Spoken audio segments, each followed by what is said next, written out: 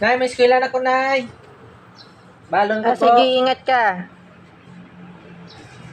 100. Ang sukli niya 90 ha. 90 sukli. Oh. Sige po. Tubig agad wag kang sasagot-sagot sa teacher mo.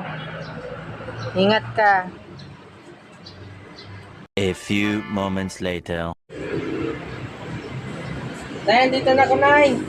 Kumusta ang klase? Perfect bang exam? Nakasiro, Nay.